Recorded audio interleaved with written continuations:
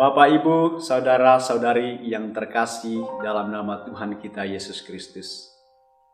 Jumpa lagi bersama kami, para frater SPD Seminari Tinggi, SPD Surya Wacana Malang. Pada hari ini, bersama Gereja Sejagat, kita merayakan pesta Santo Petrus dan Santo Paulus. Kedua orang ini, Santo Petrus dan Paulus, merupakan dua rasul yang sangat berperan penting dalam sejarah perkembangan gereja awal ini. Kedua orang ini merupakan tokoh yang sangat gigih dalam mewartakan Kristus, menjadi saksi Kristus, menyebarkan Kristus kepada seluruh bangsa. Keduanya berani mempertaruhkan nyawa mereka demi untuk mewartakan Yesus Kristus, mewartakan kabar gembira tentang Yesus Kristus kepada seluruh bangsa. Santo Petrus dan Paulus merupakan orang dari latar belakang yang berbeda. Tetapi pada hari ini kita merayakan pestanya secara bersamaan. Mengapa demikian? Berkaitan dengan hal ini, Santo Agustinus pernah menulis demikian. Memang kedua rasul ini berbeda, tetapi mereka memiliki semangat yang sama. Mereka menderita pada saat yang berbeda, tetapi tetap pada semangat yang sama.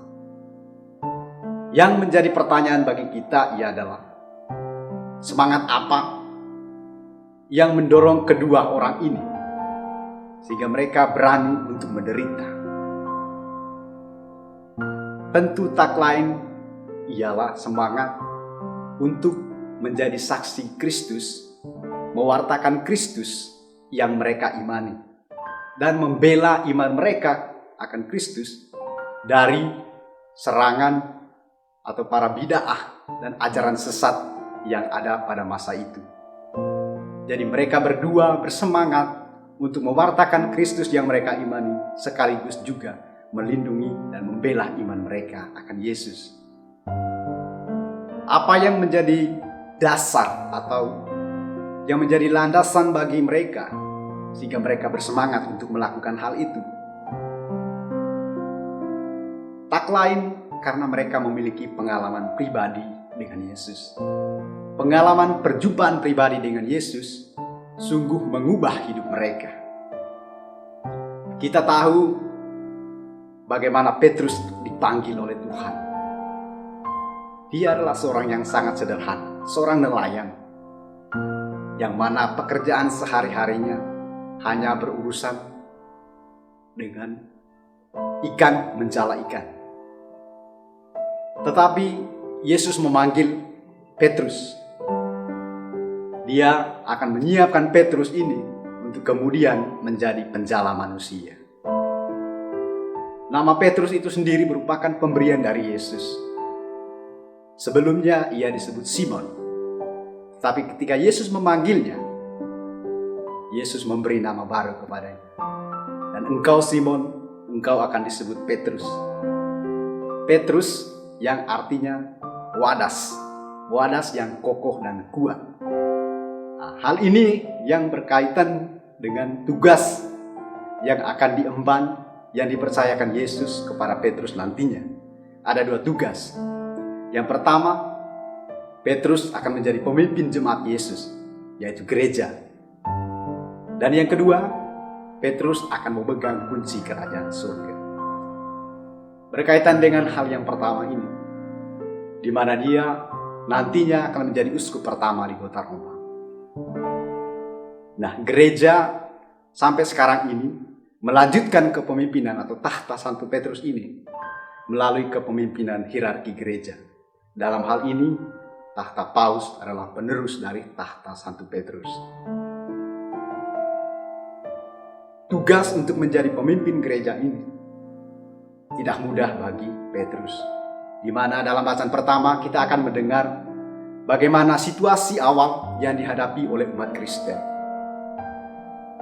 Pada waktu itu, mereka dianiaya oleh Herodes. Yakobus dihukum mati. Petrus dimasukkan ke dalam penjara. Beruntungnya pada waktu itu, seluruh umat Kristen mereka berkumpul, mereka bersatu dalam doa. Mereka memohon tentunya supaya Petrus dibebaskan.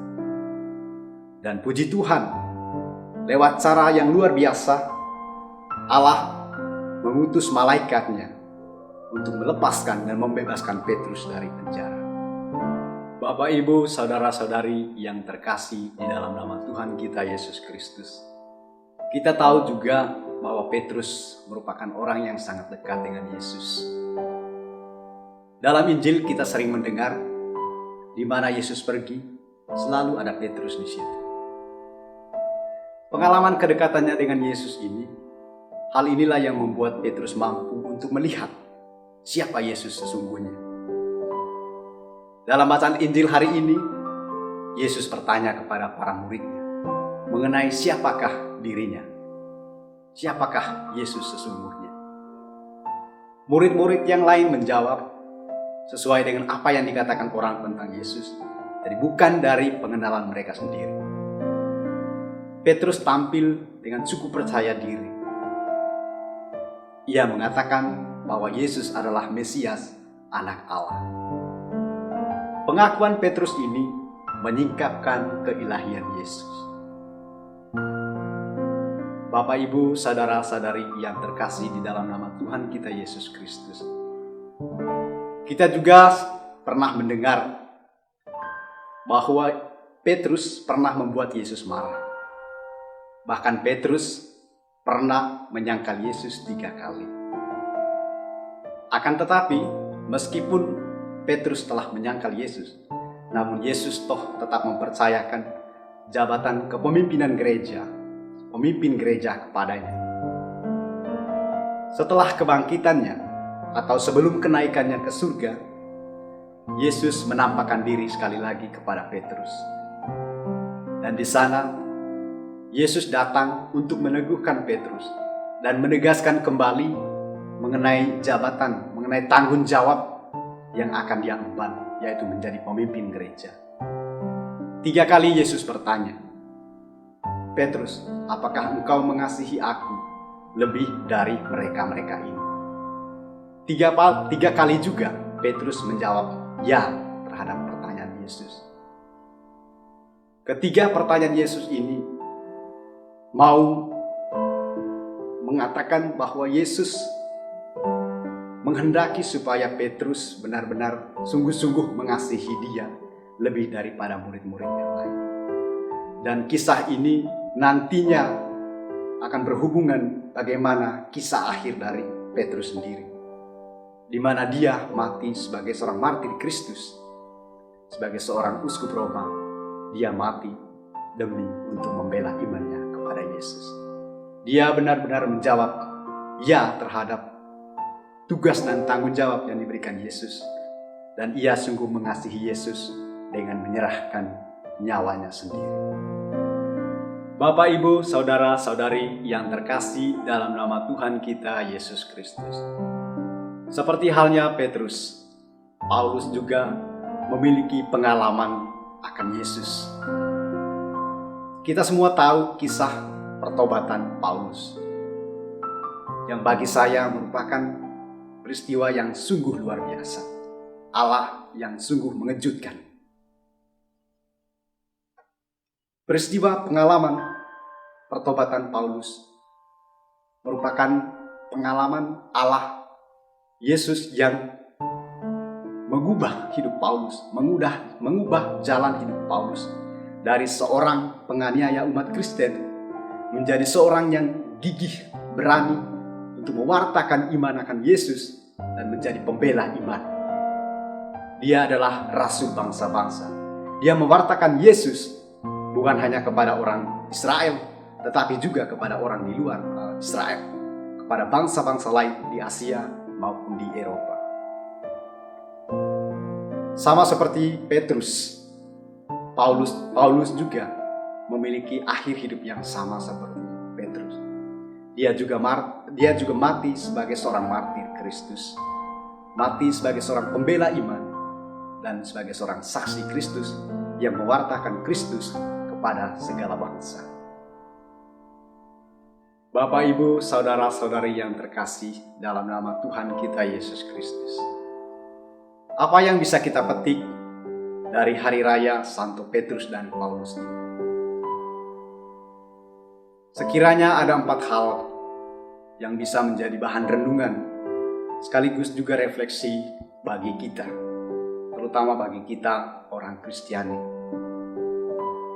Yang pertama, kita semua dipanggil oleh Tuhan untuk menjadi penerus para rasul, untuk mewartakan Kristus, menjadi saksi Kristus dalam kesaksian hidup kita setiap hari. Meskipun kita tidak harus menjadi seperti martir, seperti yang kita rayakan hari ini Santo Petrus dan Paulus, ataupun para martir lainnya. Tetapi tugas kita sama, yaitu mewartakan keselamatan Kristus, membela iman kita. Itu tugas yang sama, yang harus kita refleksikan dan yang harus kita implementasikan dalam hidup kita setiap hari. Yang kedua, menjadi saksi Kristus, pertama-tama kita harus memiliki pengalaman pribadi dengan Yesus sendiri. Seperti halnya 2 santo ini, Petrus dan Paulus. Pewartaan kita akan Kristus akan berbuah atau bermanfaat bagi orang lain apabila itu berangkat dari pengalaman pribadi kita, dari relasi kita, perjumpaan pribadi kita dengan Tuhan. Jangan sampai apa yang kita wartakan, Kristus yang kita wartakan adalah sebatas teori, tetapi bukan dari pengalaman pribadi kita dengan Allah, dengan Yesus. Karena itu, penting bagi kita sebagai seorang saksi untuk pertama-tama berakar pada Yesus sendiri, menjalin hubungan yang pribadi dengan Yesus. Melalui apa? Melalui doa pribadi, membaca kitab suci, mengikuti Ekaristi, dan kegiatan-kegiatan rohani lainnya, supaya iman kita itu bertumbuh dari dalam, sehingga apa yang kita wartakan, Kristus yang kita wartakan, betul-betul sesuai dengan apa yang kita hayati. Lalu yang ketiga, kita juga bisa menjadi seorang saksi dalam keluarga. Peran orang tua di sini sangat penting. Bagaimana membina iman anak-anak, mengajarkan mereka untuk berdoa, membaca kitab suci, mengajak mereka untuk doa bersama, mengajak anak-anak untuk ikut misa, dan lain sebagainya. Lalu yang keempat, kita juga bisa menjadi saksi di tengah masyarakat dunia. Kita dituntut untuk menjadi seorang saksi Kristus, yaitu dengan apa? Dengan menunjukkan kekhasan kita sebagai seorang Kristen. Yesus menghendaki supaya kita saling mengasihi. Maka hendaklah kita menunjukkan kasih itu kepada sesama di sekitar kita, dimanapun dan kapanpun kita berada. Sekarang, di masa pandemi COVID-19 ini, kita dituntut untuk lebih peduli dan ikut merasa bertanggung jawab terhadap kesehatan dan keselamatan orang lain. Maka kita dituntut untuk mematuhi protokol kesehatan. Kalau keluar rumah misalnya, menggunakan masker, cuci tangan, dan lain sebagainya. Ini adalah wujud konkret nyata, bentuk dari kasih kita, dari rasa tanggung jawab kita terhadap kesehatan dan keselamatan orang lain. Bapak, Ibu, saudara-saudari yang terkasih dalam nama Tuhan kita Yesus Kristus. Semoga teladan kedua santo yang kita rayakan pada hari ini, Santo Petrus dan Paulus, menginspirasi kita supaya kita tetap semangat untuk menjadi saksi Kristus dimanapun kita berada. Memang menjadi saksi Kristus seringkali tidak mudah. Ada banyak tantangan dan kesulitan. Tetapi percayalah, Allah mampu untuk mengubah apapun, kesulitan apapun yang kita alami. Roh Kudus selalu membimbing kita, menuntun kita, sehingga kita tetap kuat, baik dalam penderitaan maupun kesulitan. Oleh karena itu, marilah kita menyerahkan diri kepada Roh Kudus, agar Roh Kudus itu membantu kita, menguatkan kita, supaya kita tetap bertahan dalam kesulitan dan tantangan, menjadi seorang pewarta, menjadi seorang saksi Kristus dimanapun dan kapanpun kita berada.